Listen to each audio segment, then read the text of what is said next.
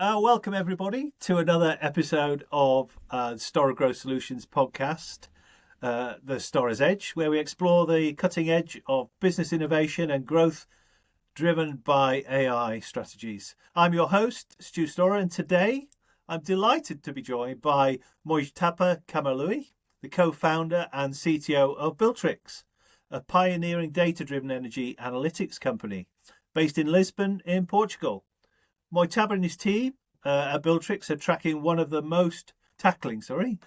most pressing challenges of our time, helping organizations optimize their energy consumption, reduce costs, and accelerate their sustainability goals through AI-powered solutions for smart buildings and cities. Since founding Builtrix in 2020, they've become winners of several national and European competitions and grants focused on energy data and AI, positioning themselves at the forefront of the digital transformation in building energy management. Today, we'll be diving into how Builtrix is simplifying this complex realm of energy data, their innovative approach to real-time energy visibility, and what the future holds for smart building technology and sustainability reporting. Mojtaba, welcome to the podcast. Thank you. Thanks, Stuart, for the introduction. And I'm very happy to be part of this very interesting program that you have and this podcast. Thank you. And delighted you're able to join us. We really appreciate that. So let's start at the beginning. What inspired you to co-found Builtrix in 2020? And what specific problems were you trying to solve in the energy analytics space? Okay, I believe you have a very interesting story. So I've done my postgraduate, my PhD on renewables. It's interesting to also mention that I've done it more in the mechanical engineering, ocean engineering, and I was focused on the wave energy and kind of combined wave and wind turbines energy. Yeah. And it was a very interesting journey. Involved a lot of chaotic environment in terms of waves, in terms of forecast, like a predictability of the environment and the challenging environment of the oceans. Then I was very much involved in the data analytics of the tests we performed, and the part that it goes to analysis of the sensor outputs, the forecasting, and also analyzing the abnormalities or the behavior of a system was very interesting for me. And at the end of the PhD, I co-founded my first, startup with my co-founder, Javad. As you mentioned, we are both based in Lisbon, graduated from the same university, Superior Técnico de Lisbon University. And then we found a challenge, which is the energy and water, basically resource consumption, especially in the hospitality sector, because hospitality back to that time was really asking for sustainable solutions. They were kind of called as a sustainability threat for countries like Portugal that bring a lot of people that don't care about the consumption, don't care about the energy consumption, basically. And, the concept is like when we are traveling, we want to enjoy all of our time. We are less careful about our consumption. So with this concept, we started our entrepreneurship journey basically on the hardware and software environment. So everything started in 2016-17. We started to build our own sensors and hardwares in Portugal, basically an assembly of the systems that in a non-intrusive way is able to measure the resources, especially water and electricity, for the complex environment like hotels.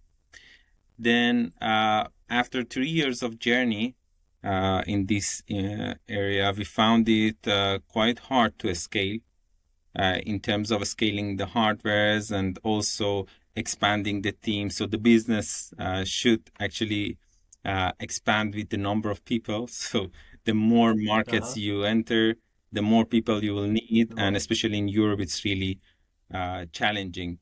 It's not impossible, but it's challenging to build a hardware business on IoT. Back to that time, it was. So then the COVID came and hit mainly the hospitality sector, right? Very badly, yes.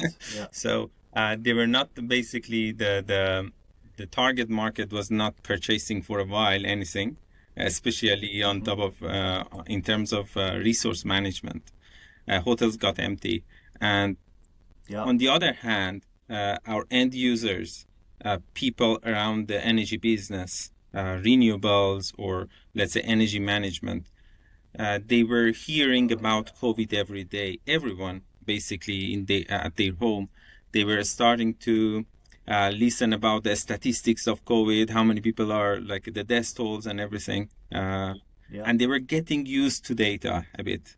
And it was a kind of mindset that also hit us, that, okay, let's focus on the data part. And since the IoT in energy and renewables is really advancing, and the data is getting more available, Europe is talking about the new energy data space. And most of the buildings and built environment and assets are equipped with a smart meter. So let's use this data for the favor of the sustainability and let's say energy saving and cost saving. That was the basic idea. That was it.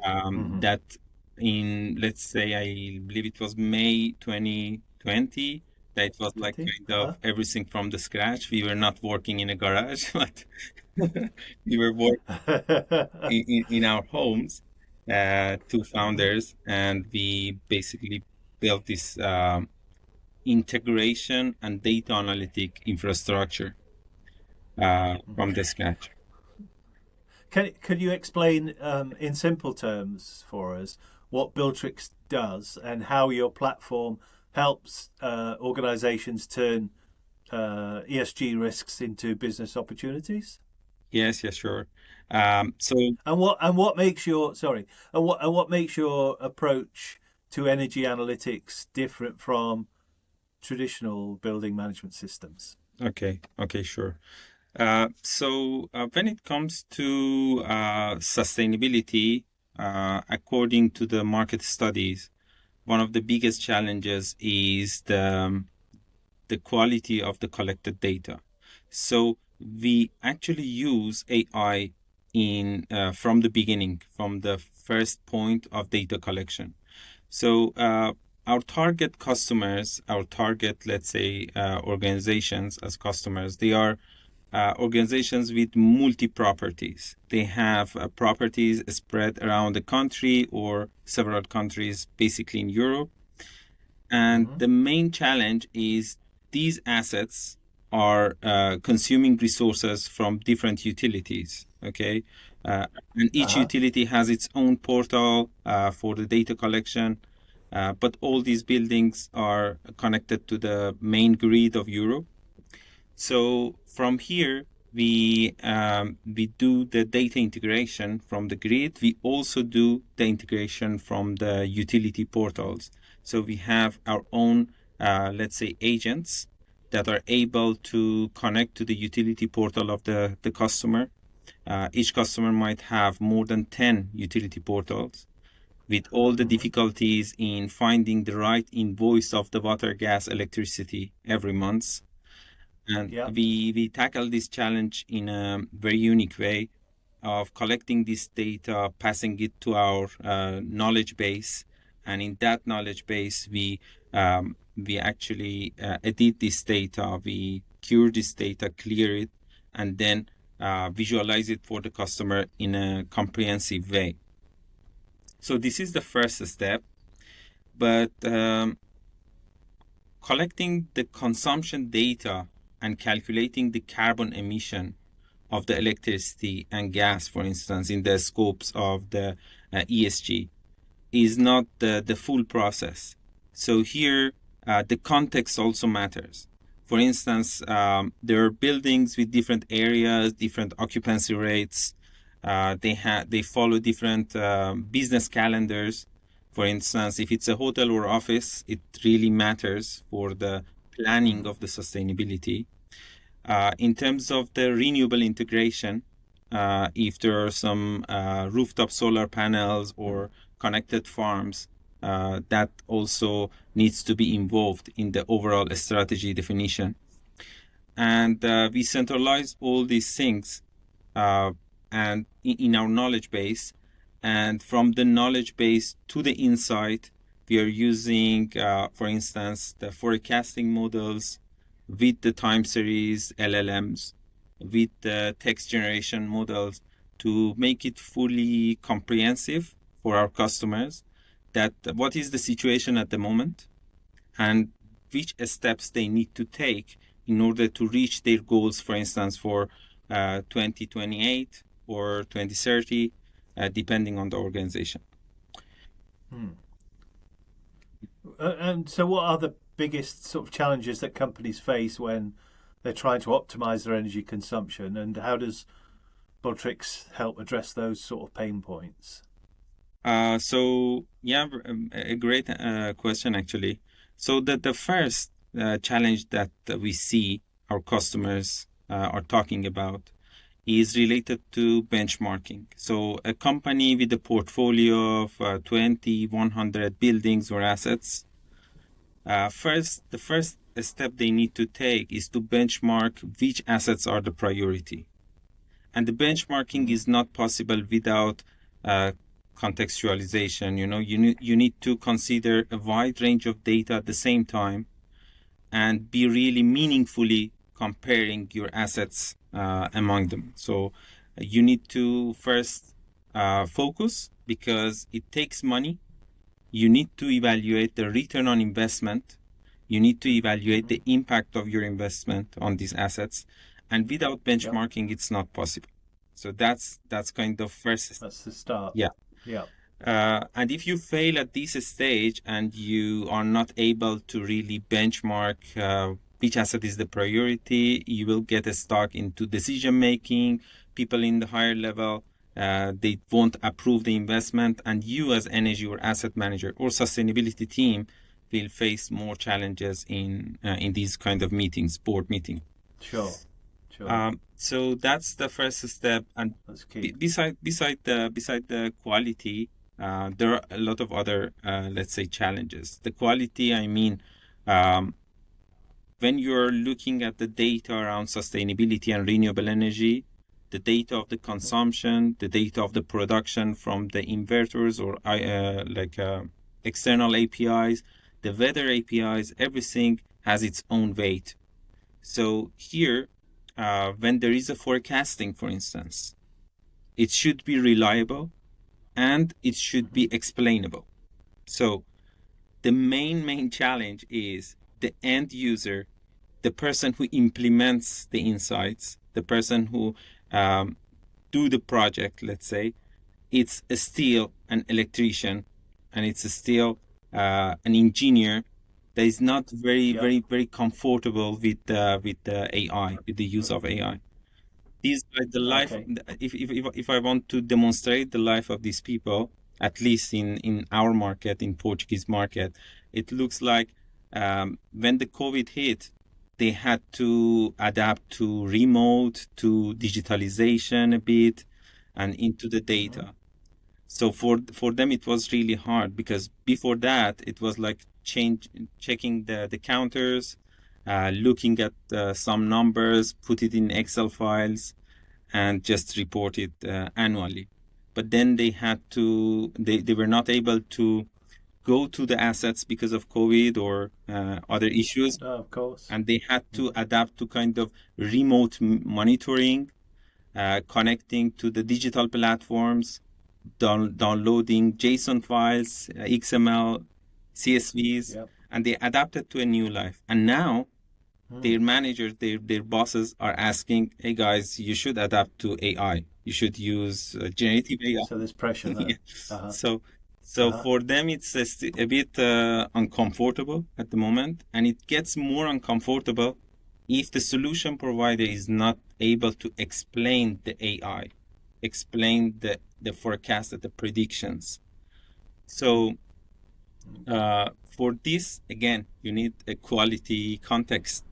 If you don't have quality context in terms of occupancy in the building, the weather, the calendar events, and the other things around the business, you are not able to convince the energy manager, the asset manager, that our prediction is true, so you can rely and it's accountable for your actions. That's a big challenge that comes up.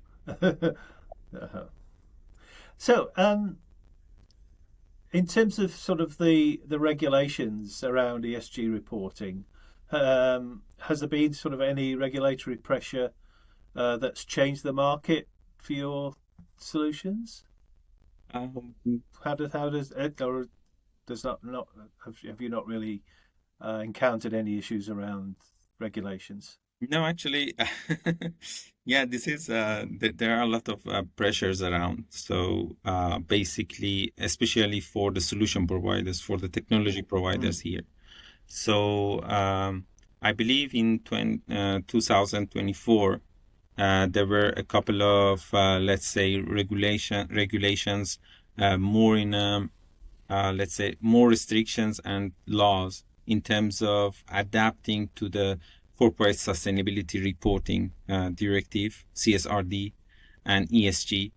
And it was very well adapted by, firstly, by cities. Okay. So our first, the initial market, the early adopters mainly were the cities that need to collect their data and start doing the ESG reporting.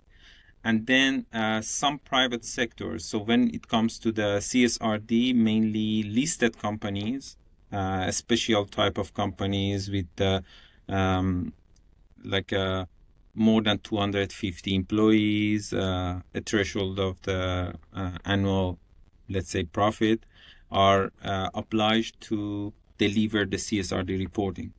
And unfortunately, I believe earlier in 2025, the regulation are a bit adapted, even for the listed companies, and they have more time. So it's not like a very restricted. It's not, they don't really feel the pressure, and especially SMEs, small medium-sized enterprises, that were kind of considering sustainability, ESG, and CSRD, basically ESG reporting. They were considering it as a barrier. So we should do all these works. We should do all these financial reportings and everything. And now we also should do the ESG. Come on, we cannot compete like this. So Europe lowered down the expectation. They published the omnibus regulation, which is a bit affecting. Not if it actually affects a lot our market in terms of decision making and purchasing. So nowadays, again, many companies, many corporates are just looking to the solutions in the market. They're still not purchasing. They are thinking about a trade-off of what if we do it internally and build the tool internally. And with available tools in the market in terms of like all these low-code tools plus available generative AI models, are we able to do it internally without relying on external solutions or not? So this is a gray environment, let's say now. But yeah, I guess there will be more pressure in 2026 and the following years. In terms of the regulation to adapt to CSR. Okay, thank you. That's really interesting. Could you share a specific example with us of how Builtrix has helped a client reduce costs and improve their sustainability metrics? Yeah, sure. So in terms of the clients, I can give you a couple of examples, but let's make some examples first on the renewable energy cases. which is a special topic, I believe, in your That would be great. Yeah, thank you. I go back to 2022 in a project, in a innovation project with City of Rome. Builtrix was our services was kind of hired for the analysis of the energy consumption, carbon emission, and decarbonization of the assets in the City of Rome.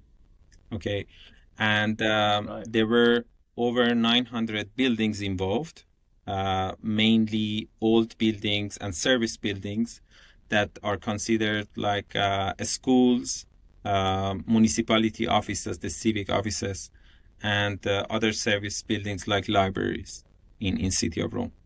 So the city wanted to first analyze do the benchmarking of these assets. What are the most priorities in tackling the decarbonization? Which assets are worse? And then analyzing the rooftop solar panel adaptation for these buildings and the assets.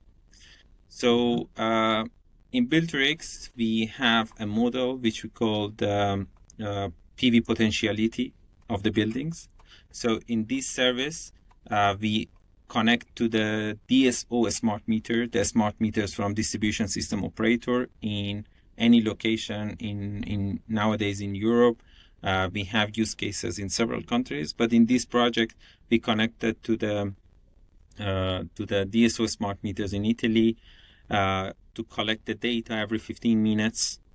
And based on that data, based on the annual consumption, real consumption of the building, existing panels in the rooftop of some buildings, and the profile of the demand, we were able to also analyze analyze and digitalize the rooftop images of the building, and in a very comprehensive way, in a one-page report per building, analyze the return on investment and the number of panels needed to install, what is the cost based on the market data. So the City of Rome had access to our platform, which first benchmarked, and then in a tab, they had also access to the rooftop solar panel analysis of these assets. Giving them a full picture of how they can do it in a let's say fastest way. The other example that is one of our customers. That's amazing. Thanks. One of our customers in Portugal. I can give you an example of the hospitality sector. So we have Imore Group, the HF Hotels in Portugal, as one of our customers, and their main challenge is on collection of the resource consumption data, combine it with the other context data like the guest night information and also room night occupation information, and build a strategy for the decarbonization in a long term. Basically, they have goals set for 2028, 2030, and they want to follow the energy performance of the buildings and the water performance of the buildings over the time, and draw a better strategy in order to make it more sustainable. This way, for this specific client and among other clients, every Builtrix client gets its own knowledge base that includes all the data around the business relevant to the resource consumption and the resource consumption itself. So we combine these data in a knowledge base, connected to our let's say forecasting models. So we in our cloud we are using let's say a specific service for the client based on the AI models, and then these models are able to at the end give them a very clear insight about, for instance, in Hotel A, for instance, Phoenix Lisboa, you have highest consumption compared to the other hotels in the industry. This hotel is over consuming, or It's already among the sustainable, let's say, chains. And in the context of the 5-star hotel, it's performing well or not. So all these things are explained. So the energy manager makes sure that the operation is smooth or not. It needs some attention. And the major action points, for instance, if there is a point for installation of the rooftop solar panel, okay, this is the number of panels you can install, and this is the return on investment. If there is a point for the HVAC, let's say, maintenance, so this is the latest maintenance that you've done, and this is the next maintenance that you need to do to make sure that it's okay. And other optimization around the energy sources, let's say. Wow. So thank you for those two examples. Really impressive stuff. Thank you for that. So looking ahead into the sort of future of energy analytics, are there any emerging technologies or trends coming down the line that will have, impact on this area? Well, yeah, maybe I can continue on in the context of explainability. So I believe the market is thirsty of explainable AI rather than generative, complex, and all black boxes that just yeah do something. Yeah, that just like they do a magic, or they advise you with some magic.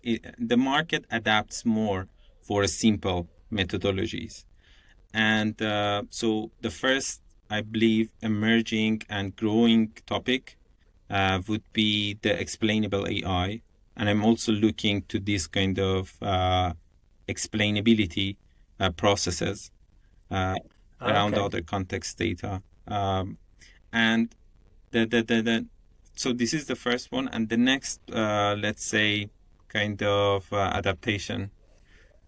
Sorry, I wanted to mention something I forgot. Yeah, go ahead.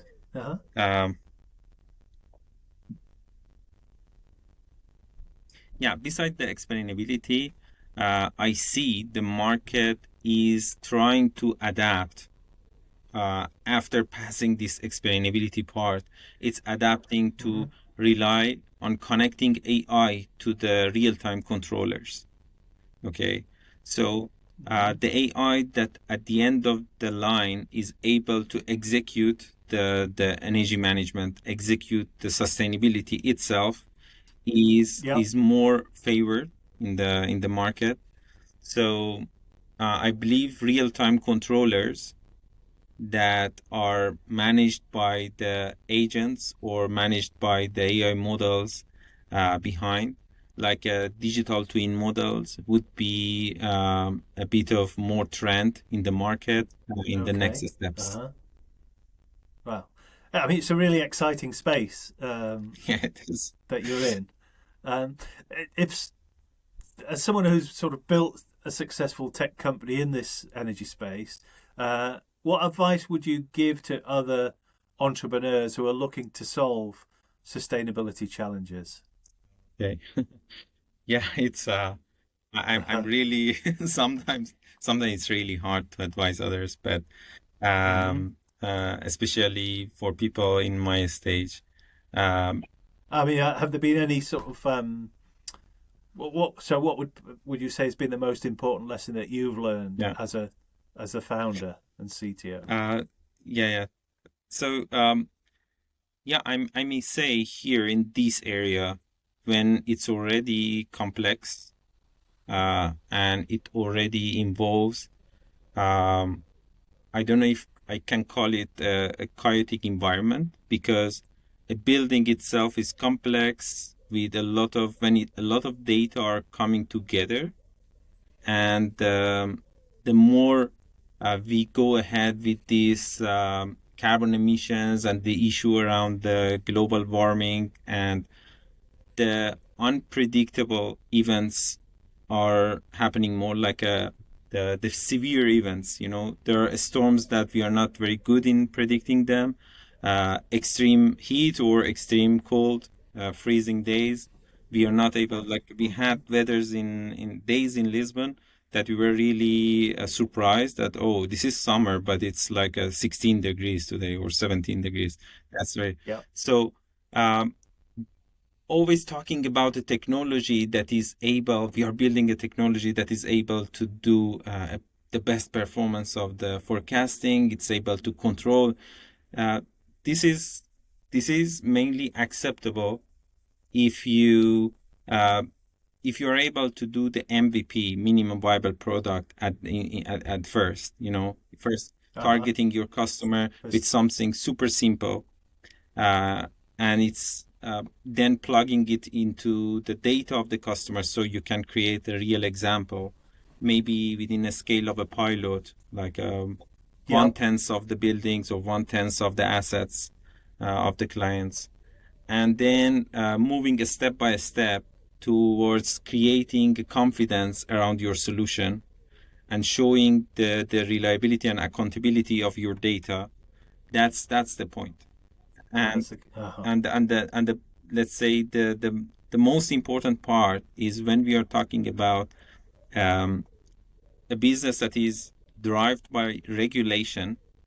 So the auditability and the accountability of the data matters a lot. So don't mess up with the client's data. So, especially in terms of the let's say preparing the reports, there is a very, let's say, gray area of the carbon factors, for instance, for each resources, and they need to be treated very well. So maybe every country nowadays is reporting the carbon emission within each resource, like natural gas, nuclear, or let's say solar or wind. If it is the lifetime carbon emission, is it like just because it's because it's renewable, so you consider it as zero or whatever? So you should have someone from the field into your organization, into your company, and then really treat this data in the best practice. People who are reporting are relying on your reported data, and they don't want to see any, let's say, casualties around this data when reporting. Sure. Yeah. Thank you for that. Mojtaba, this has been absolutely fascinating. It's clear that Builtrix is at the forefront of transforming how companies understand and optimize their energy consumption. Your approach to making complex energy data accessible and actionable, I think, is exactly what businesses need as they navigate this increasing requirement for ESG and sustainability. Goals around that. The combination of AI-powered analytics with real-time visibility is genuinely innovative. For our listeners who want to learn more about Builtrix or explore how data-driven energy analytics could benefit their organizations, what's the best way for them to connect with you? Well, they can always approach me on LinkedIn, and our website. So builtrix.tech is our website. We also have contents around the innovation projects in the scope of European projects that are more in the advanced level of the European grid and contribution between the buildings and the grids. So that is a very interesting area. I really recommend, if the people are interested in this area, sustainability, buildings, and energy, they can actually reach out to our website and use our contents. Yeah. Thank you. And for those of you interested in the sort of broader conversation about AI-driven business solutions and growth strategies, you can obviously find more episodes from our podcast series and resources at storergrowthsolutions.com. Thank you again, Mojtaba, for sharing your insights and expertise with us today. It's been a pleasure having you on the podcast. I'm honored to be part of this. Yeah, thank you. Thank you. So to our listeners, thank you for tuning in to another episode of the Storrer Growth Solutions podcast. If you've found this conversation valuable, please subscribe, leave a review, and share it with others who might benefit from these insights. So until next time, keep innovating and keep growing. Thank you for listening. Yeah, thanks, Stuart.